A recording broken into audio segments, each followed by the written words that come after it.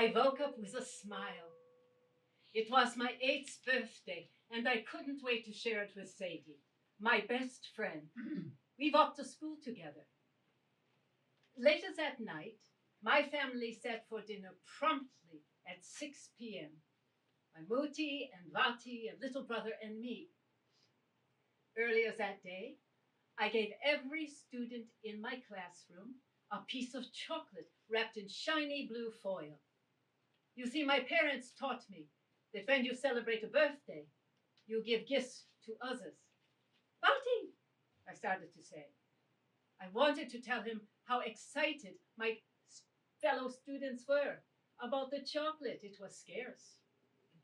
They were excited about their gift, but I stopped. Speaking without first being spoken to could result in a slap across the face, even on your birthday. 2 days later, the Royal Air Force began raining bombs on Köln, our hometown.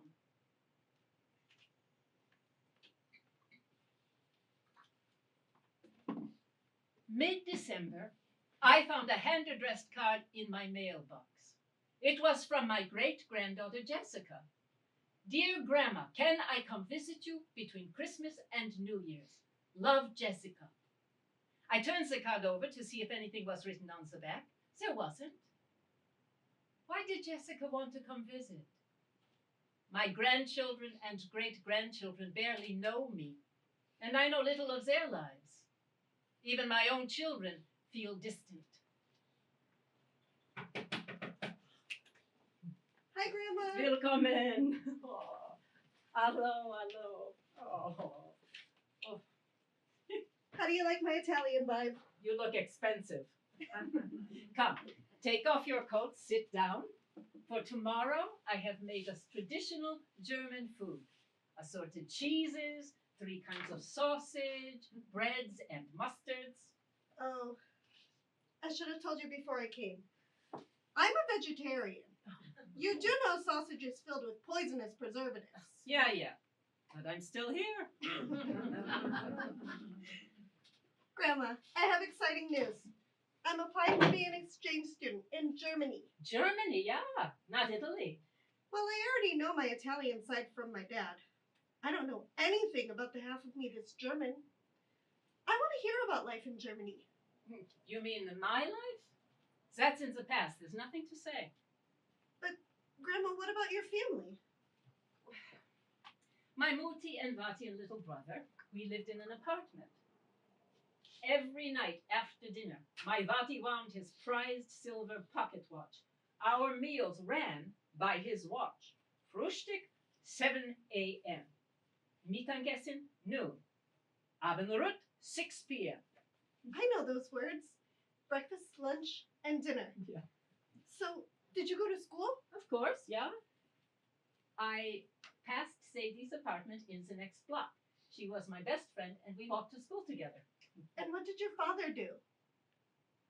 He worked for the government. I know he was a Nazi. I can barely bring myself to say the word. One night, I woke up when he came home late, and from a crack in my bedroom door, I could see that his pants were torn and bloodied, and he was wearing a saber. Later that night was called Kristallnacht, the night of the broken glass. A few days earlier, our teacher called Sadie and me to the front of the class. She asked the other students to look at us and compare our eyes, nose, and hair with pictures in a book. Which one is Aryan, she asked. They are a special race that will carry Germany 1,000 years into the future. We returned to our seats in silence. Every year, my Vati took his watch to Hinen, a master watch repairer, for cleaning. This year, he threw it in a kitchen drawer and never spoke about having it cleaned by him again. Vati said, "Shop closed. The monkey is sick." Grandma, were you alive during the war? Yeah, I was. How scary was that? We went on living. It, After the bombing started, we listened for the air raid sirens, and we'd run into the cellar for shelter. One night, we had fresh snow, followed by clear skies and a full moon. It was bright as day. The bombs fell so close, we could hear them buzzing in our shelter before they exploded. Oh my God. Everything went black. Outside, the streets were full of flames. We could smell burning flesh. Our apartment windows were all broken, and our stuff had all flown out. The next morning, I learned that Sadie's apartment building was destroyed. My best friend was dead. After the first night of bombing, nobody talked about it much. It was, what good would it do? It was time to move on. Just move on? Yeah, the trains were still running.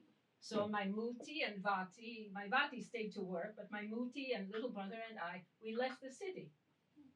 After a half of a day, we reached a tiny village. A farm family let us live in a house on their land. Oh, it was just a shack, a couple of rooms. We used an outhouse, and the only running water in the house was a faucet. That was our kitchen. And we had a wood stove for cooking and eating and eating. It sounds like summer camp. So how long did you stay there? Several years. Several years? Yeah, there was nowhere to move. One day, Muti was summoned to appear in the next village with me and my brother. She said, "We're not going." And the next morning, she put dried branches and newspaper into a burn barrel, lit a match, and told me to bring down all our personal documents. She added them to the flames, along with our copy of Mein Kampf. You had a copy of Mein Kampf? Every German household had one. A few weeks later, the wireless broadcast, "Our Fuhrer Adolf Hitler has fallen. The war is over." The next day, my Muti told me she was half Jewish. Not even my Vati knew. Her refusal to answer that summon and the American liberators saved our lives. So what did people say after the war was over? Nobody talked about it. We stayed on in the village. One afternoon when I was 16, I decided to go to a dance at a beer hall. It was full of American GIs. Frank Sinatra's Always was playing on the jukebox. And the air was thick with cigarette smoke and the smell of beer. Did anyone ask you to dance? Well, I barely knew how to dance, but one soldier taught me a few steps. We tried to speak a few words, and we laughed, and he had a warm smile. We laughed together. So did you see him again? Yeah, we went to another dance. Even though I didn't know English, I knew he was talking about America. We went dancing a second time. And when we left the hall, I had already had some beers. He poured me a glass of vodka from a bottle in his car. Soon everything was hazy, and I vaguely remember following him into a wooded area nearby. My dance partner was transferred shortly.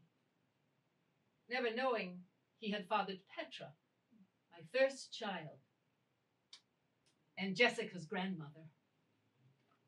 So what happened to the guy that you met at the dance? He was transferred to the States. And then? And then I got a job with a doctor and his wife in a bigger town.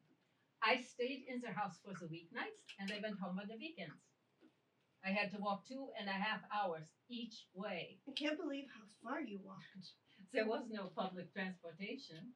I worked so we'd have money to live on.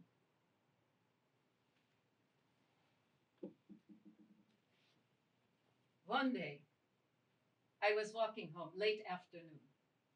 A jeep with 2 American soldiers slowed, and one of them asked if I would like a ride.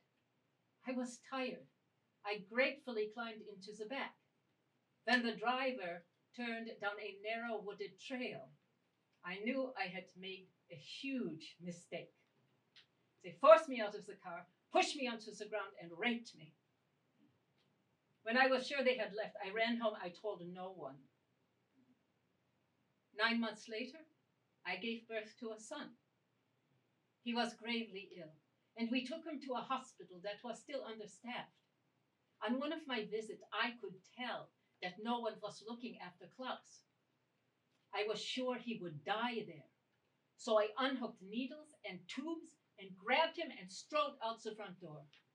My Mutti nursed him back to health and cared for Petra while I looked for another job. Couldn't you have found work closer to home? Yeah, but then I met Wayne. We were engaged 3 months before he was transferred stateside. He gave me some money and told me to come to the States later. How much later did you come? I got a letter from him in English. I couldn't read it, so I threw it out. I never heard from him again.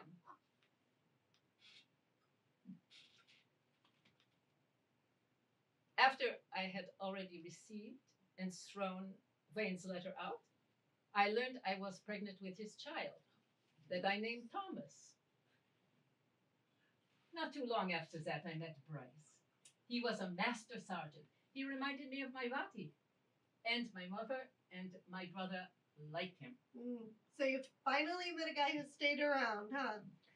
Bryce and I were married in the village. And we came to the States on a troop carrier. Shortly after I arrived, I learned I was pregnant with our daughter.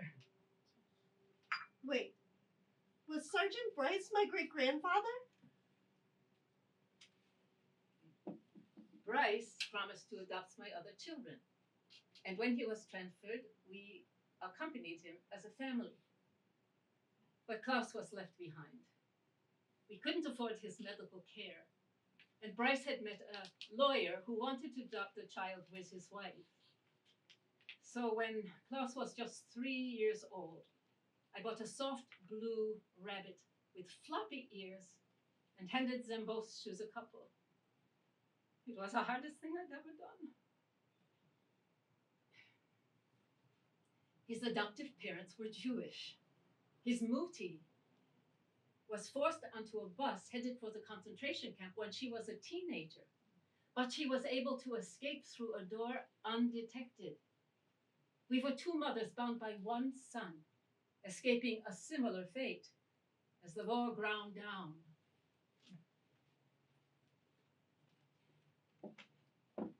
Shortly, Bryce was reassigned to Japan.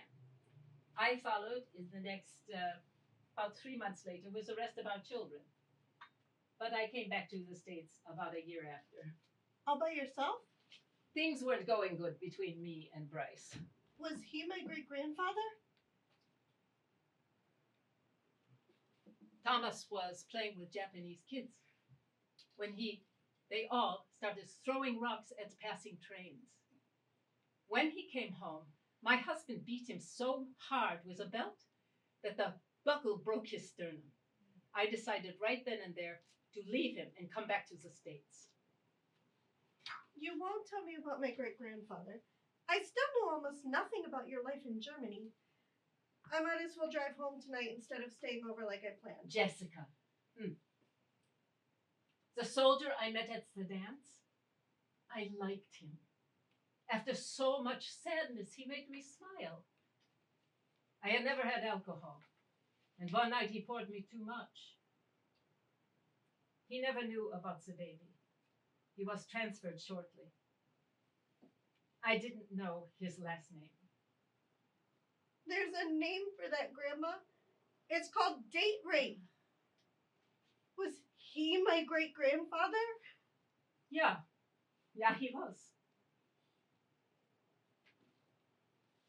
I'm a descendant of date rape?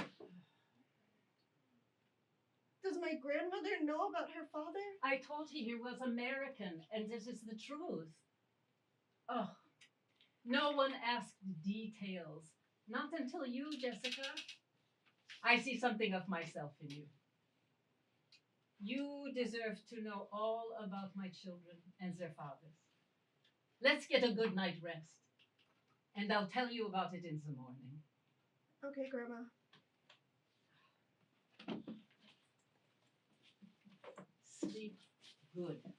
Good night. Good night, Mildred.